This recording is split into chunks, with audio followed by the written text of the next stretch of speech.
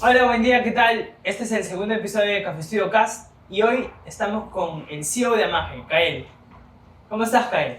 Hola hermano, ¿cómo estás? Todo muy bien. Bueno, yo soy Kael, soy fundador de Amaje y nada, feliz de acá de estar con la familia, con los amigos de Café Studio. Qué bueno, Kael, así también te estimamos. ¿Cómo ha sido esta historia de Amaje? ¿Cómo comenzó? ¿Por qué? ¿Por qué el café? ¿Por qué no otra cosa? O sea, nosotros nos conocemos, siempre conversamos mucho, gracias a Dios, tenemos varios proyectos de hecho juntos y eres abogado de profesión. Teniendo tantas oportunidades, tantas vertientes, ¿por qué el café? ¿Qué pasaba ahí? Confluyeron dos situaciones, ¿no? La primera es que, como bien dices, yo estudié Derecho y de hecho hasta ahora lo ejerzo, pero ese fue un momento catalizador en mi vida que me di cuenta que no me gustaba estar encerrado, ¿no? Y la rama del derecho que yo ejercía, que era más corporativa, de derecho de empresa, era mucho estar encerrado. Tras una computadora, escribiendo, leyendo y si bien sí me gusta, me sentía muy atrapado. Entonces ahí nació ese bichito ahí me nació el bichito de querer emprender, de querer hacer algo que me lleve a estar en el campo, porque tampoco quería emprender en algo que me tenga tras una computadora. Yo quería estar en el campo, ya sea en la calle, en la selva o donde sea que fuese. Y lo segundo es que mi viejo vivió mucho tiempo en Oxapampa, entonces yo creo que esas fueron las dos variables que confluyeron en su momento que me hicieron inclinarme o irme llevando hacia el café y hacia la selva central del país, en Oxapampa, y bueno, es una zona que tiene mucha caficultura y de a poquito fui llegando a eso, ¿no? Ah, mira, entonces, ¿y cuánto tiempo vivieron allá en Oxapampa? Si no me equivoco, mi papá ha vivido allá como 5 años, él fallece allá. Y obviamente ya teníamos nosotros un lugar a donde llegar cuando fuésemos, entonces los viajes se empezaron a hacer bastante recurrentes y así fuimos conociendo, así conocí al primer grupo de caficultores con el que trabajamos, que era una comunidad nativa en Oxapampa, la comunidad de Sachopén. Y bueno, con eso hicimos un trabajo bastante articulado de nosotros apoyarlos a ellos en temas logísticos, en temas de cómo mejorar algunos procesos. Claro, sus procesos, cómo mejorar su almacenamiento, cómo mejorar los sistemas de transporte que utilizaban y demás, a formalizarse también. Y fueron los primeros aliados que tuvimos y así empezamos. Inicialmente fue un hobby, ¿no? Particularmente yo lo empecé porque tenía ese bichito de querer ir aventurándome en el café de especialidad, pero sin, digamos, una motivación muy empresarial detrás. Claro. Fue una vez que me di cuenta que había un producto bacán que fuimos dando esos siguientes pasos, ¿no? Claro. Sí, o sea, de hecho, justo hablabas esto y me traía a la mente cuando tú estabas allá en Cieneguilla. Sí. ¿Verdad? Sí. La primera apuesta que nosotros hicimos fue por poner la tostaduría, ¿no? Por tostar nosotros, así que inicialmente nos capacitamos en eso. Yo ingreso al mundo ya formalmente del café especialidad a través del tueste. Y bueno, fue así que nos pudimos dar cuenta que el producto que teníamos de parte de la comunidad era un producto de primera calidad, ¿no? Claro. Ah, mira. Y bueno, ya acabamos la primera pregunta y vamos con un primer comentario. Estaba viendo todo el video que le hice un pata que se llama Emprendedor de Chile, creo, ¿Ya? para Micha, el niño de Sí, buenazo la entrevista. Jugosísima, ¿sí la viste? Sí, alucinante. Me encantó la parte donde casi lloro, ¿ah? Donde sincera que él no se pagó sueldo por 4 años. Sí, o sea, si la gente supiera que esto no es que ya pasa el tercer mes o al año siquiera, que a veces tú lo ves. Claro. No todos tienen, pues, mira, a pesar de toda la espalda, el pata estaba por ser el gerente antes de los, si mal no me equivoco, de los 32 años, más joven a nivel mundial, del Sheraton. O sea, ¿y quién en su sano juicio puede hacer eso? Qué locura, o sea, es de verdad que admirable. Sí, buena la entrevista. Buena, muy buena. O sea, y el pata bien locuaz porque básicamente el pata ni preguntaba mucho. Sí, no, y, o sea, bien sincero, ¿no? Poco filtro para todos. Sí, todas las personas. Sí. ¿Qué es lo que desearías haber sabido cuando comenzaste a emprender? Creo que va justo con lo que íbamos a empezar a conversar.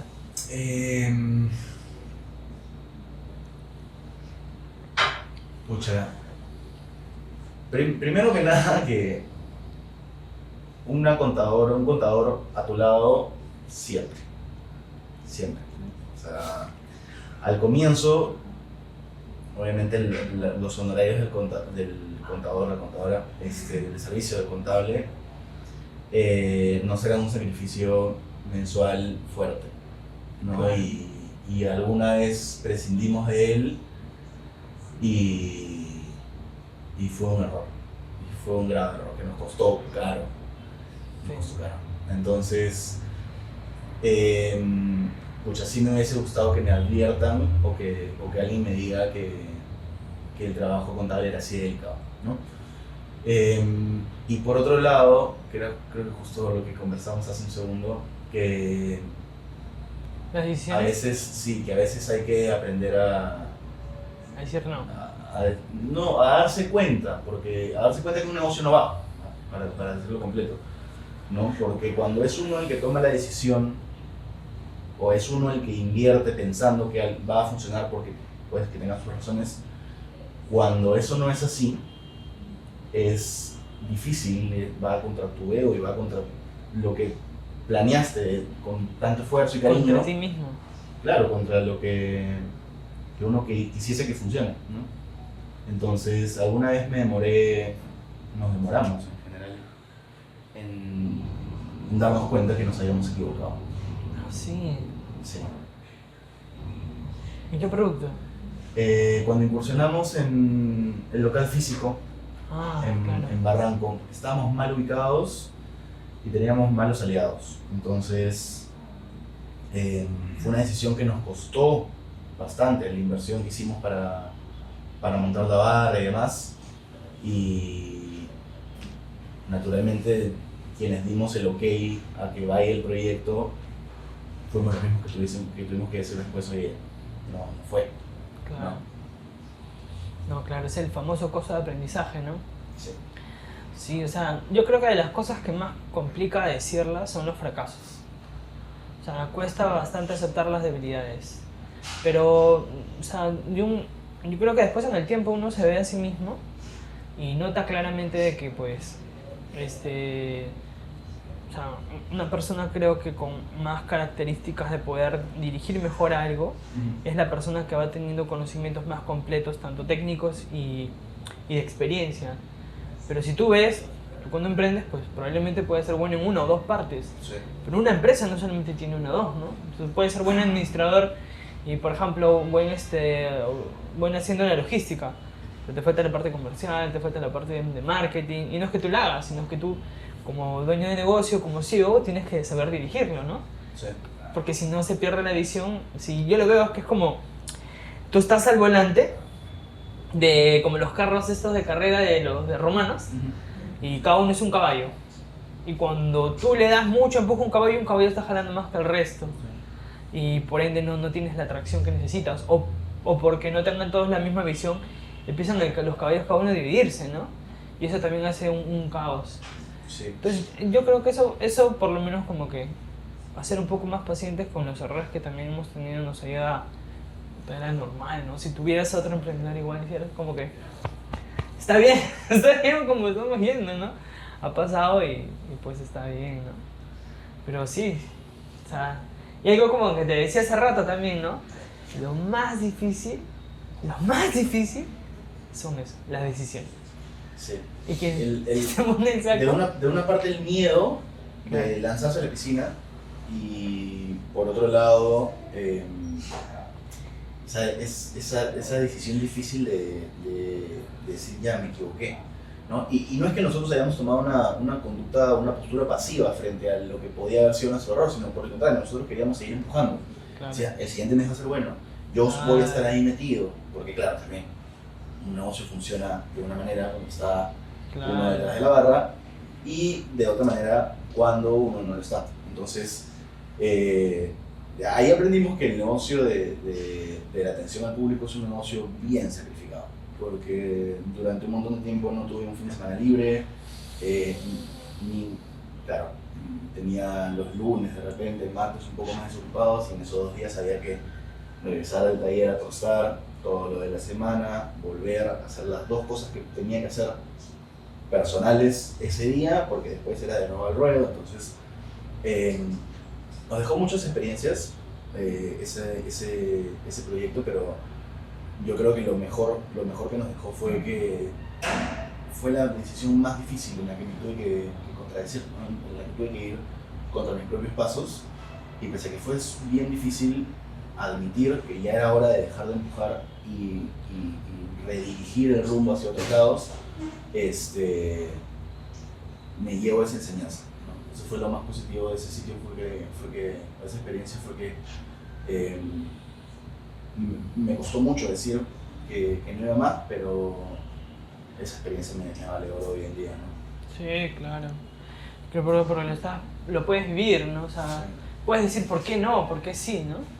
Y después yo creo que ya con más cancha pues tenerlo un poco más organizado, ¿no? Es un tema de procesos, que sí, un montón de cosas que uno va mejorando. Sí, claro, pues, en su momento fue súper empírico, ¿no? Lo bueno es que supimos darnos cuenta que fue un ciclo que debimos cerrar y estamos contentos por eso. Sí, o sea, nosotros, bueno, también teníamos la cafetería hace unos 7 años. Claro. Y personalmente ya, o sea, una ilusión, es como cuando te tiemples de alguien, ¿no? Oye, es mi primera flaca, ¿no? Mi primer amor es súper, súper lindo. Y sobre todo, bueno, con cualquier relación creo, sobre todo al inicio es la ilusión. Sí. Y yo lo tenía como si fuera un hijo, o sea, me acuerdo... Es que... Me acuerdo de dibujar en las paredes, como si fuera ni mi cuarto, ¿ves, no? Los cuadros pegados en el techo. Y matar a tu hijo es cerrarlo, pues. Es matarlo, es un aborto. Es que al comienzo se ve de esa manera, tú lo ves de esa manera, claro. Pero no es matarlo, porque es redirigir un poco el rumbo, no es explorar otras alternativas también, porque pucha, el negocio tiene que funcionar. Claro. ¿No? Y pueden haber causales externas, pueden haber causales internas, pueden haber imprevistos, que normalmente matan un montón de negocios, y hay que saber controlar también. Claro, o sea, eso fue lo que nos pasó y eso fue lo que nos dimos cuenta, ¿no? O sea, es como un amor a apego, ¿no? Sí. Un amor tóxico, es un amor real de también que, dejar libre las cosas, ¿no? Sí, es tan sacrificado que genera ese apego, ¿no? Sí, de ahí hemos podido ver que oye, habían otras formas. Tenía la importancia del equipo, ¿no? Del recurso humano, sí, de la formación, de la cultura, o sea, de ahí uno lo va viendo, ¿no? Así, ¿no? De la noche a la mañana tampoco lo íbamos a hacer, ¿no? Y no estaba mal. ¿Cuáles crees tú que han sido los recursos que más te han ayudado en este camino? Mira, bien decías hace un segundo que hablabas sobre el talento humano. Yo creo que el recurso humano, sin tratar de ser muy ¿despectivo? No muy altruista, al contrario. O sea, muy no sé. Yo sí, particularmente creo que el recurso humano ha sido el mejor recurso que hemos tenido. Estoy tratando de recapitular un poco la historia y me parece que sí. Tanto al inicio con la comunidad, como después con las personas que pasaron por el equipo, tanto socios como gente que entraba como colaboradores. El jale de mi hermano. Brutal, ¿no? Sí, es un recurso humano que le cambió la cara al negocio. Axel, perdón. Sí, un recurso humano que le cambió la cara al negocio. O sea, nuestra producción, bueno, él se dedica a eso, ¿no? Sí. Nuestra producción pasó de ser nivel emprendedora, nivel profesional, ¿no? Y eso nos ayudó un montón. Sobre todo a conseguir clientes un poco más corporativos. Entonces, ¿qué es lo que nos ha cambiado la cara? Y qué es lo que el año pasado nos permitió tener el negocio andando, pese a que ambos estábamos muy metidos en nuestros trabajos, ¿no? Claro. Ya después pudimos pasar a dedicarle tiempo completo, pero al comienzo no fue así, ¿no? Y fueron estos clientes corporativos los que, digamos, nos ayudaron a parar la olla para poder ir nosotros retomando las actividades, porque justamente sumergirnos en nuestro trabajo nos había quitado un poco el foco, ¿no? Sí, pues es inevitable. Sí. Es inevitable. Ah, mira, qué bueno. Sí, pues ese tema yo creo que es muy interesante. Cómo se ve, ¿no? Con qué claridad también, porque yo considero que es un poco saber también cuál es el lugar, cuáles son las posiciones. Como un equipo de fútbol, ¿no? Cada uno debe tener unas responsabilidades claras y unas funciones claras para poder trabajar en equipo. Y eso probablemente a veces no es tan claro cuando uno ya está operando, ¿no? Porque ya Como tú bien dices, se pierde un poco el foco, porque a veces el día a día... Los imprevistos sobre todo, ¿no? Las cosas de emergencia, los prioridades, etcétera, muchas veces confunden esto, pero sí pues cuesta como madurarlo, ¿no? ¿Y tienes algún referente o alguien que haya dejado un mensaje marcado en todo este camino? En este camino,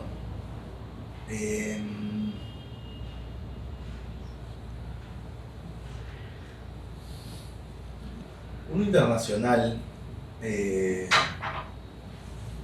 que... ¿Hoffman? Por supuesto. ¿Él? Sí.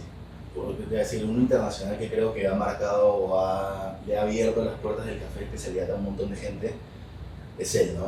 James Hoffman. Pero a mí me tocó particularmente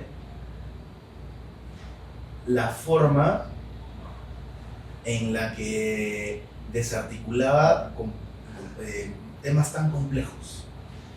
Eso fue, yo creo que él plantó una semillita de curiosidad o de ver que había mucho más detrás de hacer un café, que finalmente fue lo que terminó desarrollando ese interés mío de querer desarrollar un producto y querer mejorarlo y querer entender qué es lo que hay detrás y querer entender qué es lo que pasa física y químicamente detrás, y bueno, terminé tostando café, ¿no? Entonces, creo que su manera tan articulada de componer conceptos tan complejos me enseñó a mí que había muchísimo detrás, ¿no? Entonces, por un lado él, y desde un punto de vista y un poco más personal, de repente empresarial, a mí la dinámica de trabajo de mi papá ¿Te marcó? Me marcó. Olvídate. ¿Cómo trabaja tu papá? Mi papá trabajaba de 6 de la mañana a 11 de la noche en una tienda de retail. Y por ese lado yo aprendí que cuando uno quiere algo, empuja. Y empujas y empujas y el sueño y el cansancio queda en segundo plano. Eso por un lado. Y por otro lado, cuando...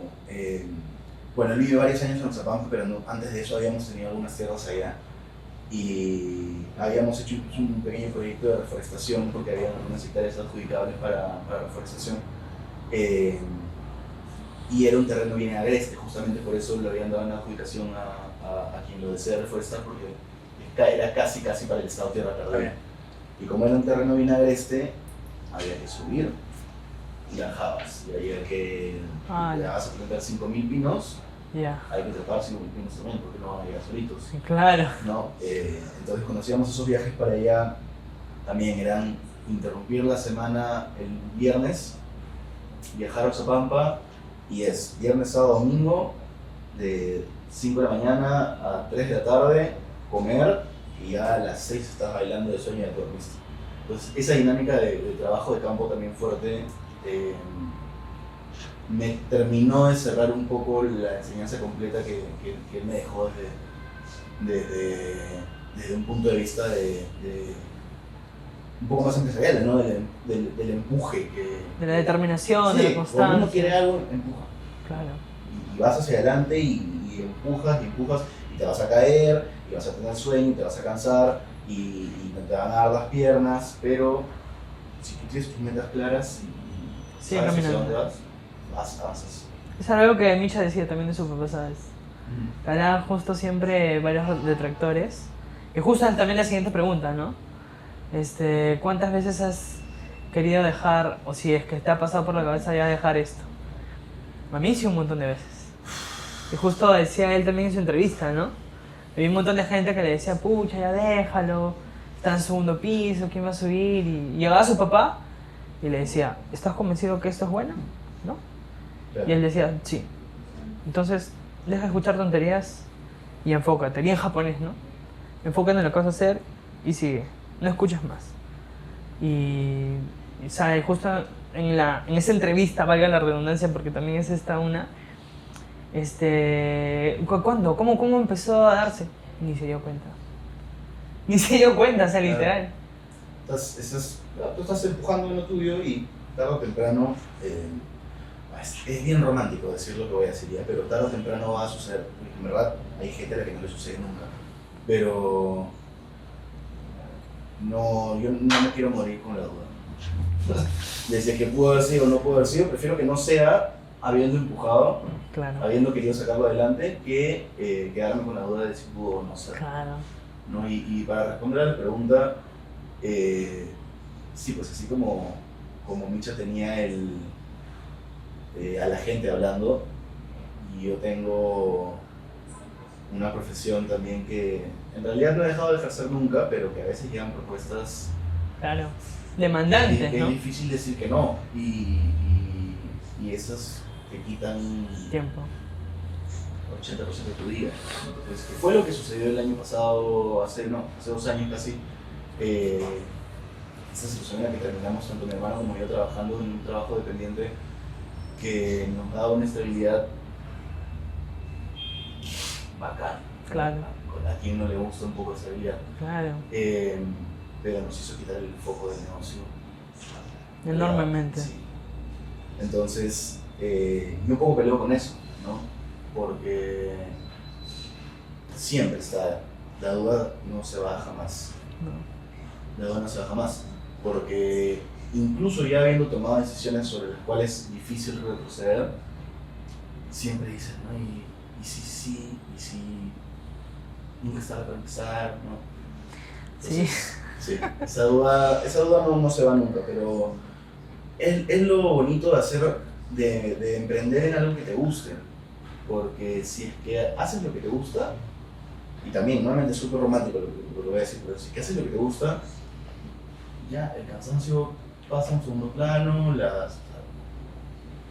mal que bien, en algún momento, en varios momentos hemos tenido que manejar un trabajo dependiente del negocio, y la realidad es que el negocio se maneja de 9 de la noche hasta 7 de la mañana.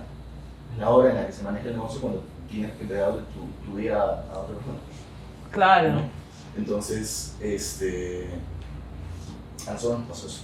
Claro, y tampoco te da, ¿no? Sí, claro. Te va a hacer el cuerpo, el cansancio, las ideas, ¿no? Pero es directamente proporcional, o sea,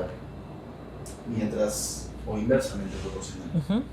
Más tiempo le dedicas a la estabilidad, a un trabajo dependiente, a llenarle los bolsillos a otra persona,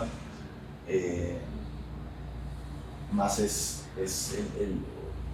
o de mayor manera te ves afectado, es directamente, ¿no? Te ves más afectado de los negocios, que se ve afectado, sufre más esa falta de tiempo, ¿no? Sí. Y eso se refleja en oportunidades, en la realidad del negocio, incluso hasta emocionalmente te toca, ¿no? Porque uno pone un negocio para que funcione, no para que no funcione.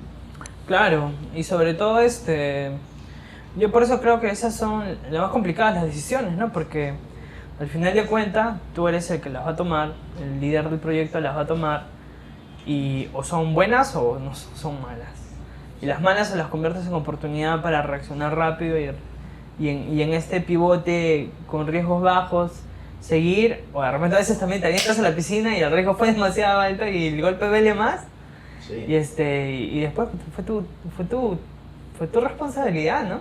Sí. Y tener paciencia con uno mismo y seguir adelante sabiendo que lo estás intentando, ¿no? Porque quien más se cae es quien más está caminando también, eso es una realidad. A veces cuesta aprender a caminar al ritmo que uno debe caminar, porque uno quiere correr a veces, quiere las cosas más rápidas, y lo instantáneo no es muchas veces real ni bueno tampoco, ¿no? Porque no sabes administrar luego. pero sí, definitivamente es un tema importante el de saber por qué uno lo hace, creo yo, ¿no? Yo creo que tarde o temprano una persona que pone un proyecto le va a tocar una crisis. Y es bueno que sepa por qué está haciendo esto, porque de lo contrario no va a tener esa vitamina, esa pila para poder seguir adelante. Entonces, o sea, eso, ¿no? Sí, en realidad, emprender o poner un negocio en general tiene un momentum, ¿no? Parecido al de montar bicicleta o parecido al de caminar. Pero bueno, el ejemplo de la bicicleta es un poco más claro. Tú en el momento que dejas de pedalear te caes. Y con caminar pasa lo mismo, no nos damos cuenta porque es espontáneo. Es una acción bastante habitual y cotidiana, lo hacemos todos los días, todo el tiempo, pero en realidad dar un paso es poner un pie para no caer, ¿no? Y en ese sentido hago la analogía con poner un negocio, que en el momento que dejas de avanzar, te caes. Entonces yo siempre he preferido que ante la duda, mientras que lo voy resolviendo, voy empujando, sigo caminando, sigo pedaleando y vamos viendo. Claro, con calma, ¿no? Sin prisa pero sin pausa. ¿Y qué consejo te gustaría darle a la gente hasta este momento que tiene esta inquietud, que tiene esta idea o que ya lo está haciendo también?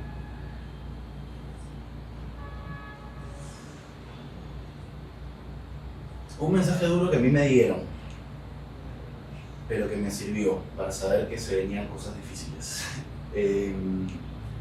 9 de cada 10 emprendimientos, negocios, no funcionan. Así que hay que romper con esa idea romántica de que todo el mundo puede. Porque la verdad es que no. Entonces, si tú quieres ser ese 10%, vas a tener que meterlo. Te va a doler. Empujar. Sí. No es para todos. No es para todos.